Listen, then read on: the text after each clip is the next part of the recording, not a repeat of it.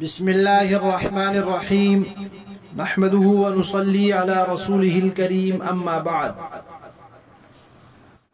پیارے پیارے بچوں، ننھے منھے پھولو، اللہ تعالیٰ آپ سب کو ہمیشہ خوش رکھیں اور فلسطین کے مسلمانوں کو اللہ تعالیٰ فتح، کامیابی، آزادی اور عافیت نصیب فرمائیں۔ الاحسان اکیڈمی والے چچا کی طرف سے السلام علیکم ورحمۃ اللہ وبرکاتہ۔ پیارے بچوں، ہماری کہانی چل رہی ہے مرو ابا بکر فلیصلی بالناس۔ اس کے دو حصے ہم سن چکے ہیں، آج ہے تیسرا حصہ کہ نبی پاک صلی اللہ علیہ وسلم جب بیمار ہوئے تو انہوں نے حکم بھجوایا کہ حضرت ابو بکر کو میرا یہ حکم پہنچا دو کہ وہ لوگوں کو نماز پڑھائیں۔ تو ایک دن وہ نماز پڑھا رہے تھے کہ نبی پاک صلی اللہ علیہ وسلم تشریف لائے دو آدمیوں کے سہارے۔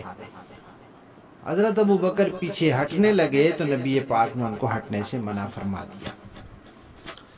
پھر جن دو صحابہ کے سہارے نبی پاک صلی اللہ علیہ وسلم تشریف لا رہے تھے، جن کا سہارا لیا ہوا تھا، ان سے فرمایا کہ مجھے ابو بکر کے پاس بٹھا دو۔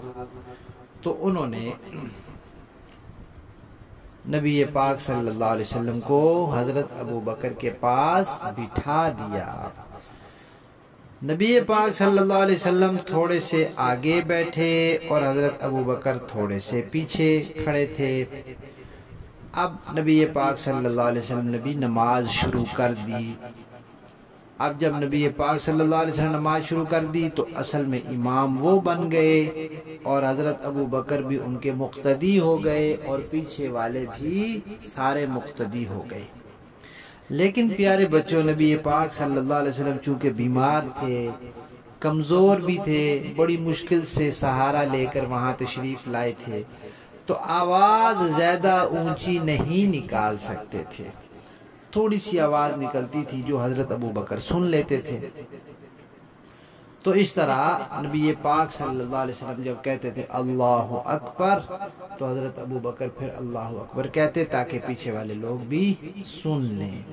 تو اس طرح حضرت ابو بکر نبی پاک صلی اللہ علیہ وسلم کے پیچھے نماز پڑھ رہے تھے اور باقی سارے لوگ حضرت ابو بکر کی تکبیروں کے پیچھے نماز پڑھ رہے تھے۔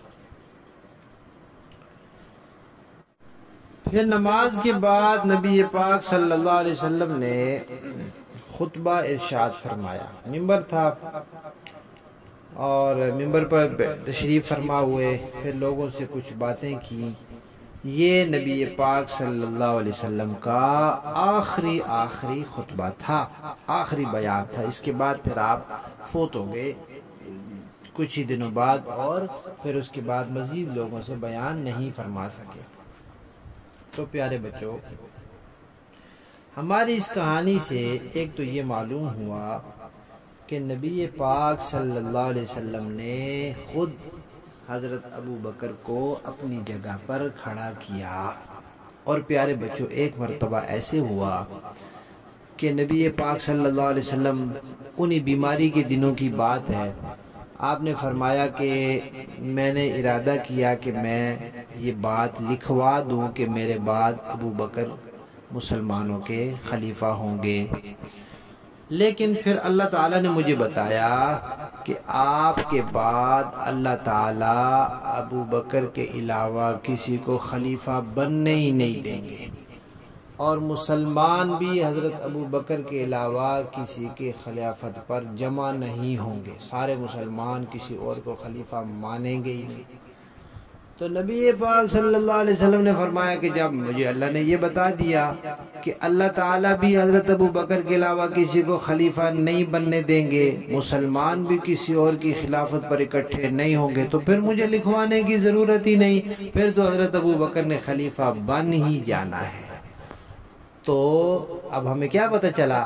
یہ پتہ چلا کہ نبی پاک صلی اللہ علیہ وسلم کے بعد پہلے خلیفہ حضرت ابو بکر تھے، ان کو اللہ تعالیٰ نے خلیفہ بنایا تھا، اور نبی پاک صلی اللہ علیہ وسلم نے ان کو اپنے مصلی پر کھڑا کر کے اشارہ کر دیا تھا کہ میرے بعد یہی خلیفہ ہوں گے۔ پھر ایک اور بات بھی ہوئی پیارے بچوں، وہ کیا ہوئی، پہلے جو مسجد نبوی تھی نا، وہاں دائیں بائیں لوگوں کے گھر تھے، تو گھروں کی چھوٹی چھوٹی کھڑکیاں مسجد کی طرف کھلتی تھی۔ تو ایک دفعہ نبی پاک صلی اللہ علیہ وسلم نے فرمایا، یہ بھی آخری دنوں کی بات ہے، فرمایا سب کی کھڑکیاں بند کر دو، صرف حضرت ابو بکر کی کھڑکی کھلی رہے۔ نبی پاک صلی اللہ علیہ وسلم کے اپنے گھر کا دروازہ تو مسجد میں کھلتا تھا نا، وہاں سے تشریف لاتے تھے، تو فرمایا بس صرف ابو بکر کی کھڑکی کھلی رہے، باقی سب کی بند کر دو۔ تو اس سے بھی اشارہ مل گیا کہ نبی پاک صلی اللہ علیہ وسلم نے اپنے بعد مسلمانوں کا پہلا خلیفہ کس کو بنایا؟ حضرت ابو بکر کو بنایا۔ تو اس لیے ہم کہتے ہیں کہ مسلمانوں کے نبی پاک صلی اللہ علیہ وسلم کے بعد پہلے خلیفہ ہیں حضرت ابو بکر۔ کیوں؟ حضور نے فرمایا تھا مرو ابا بکر فلیصلی بالناس۔ ہماری کہانی مرو ابا بکر فلیصلی بالناس ختم۔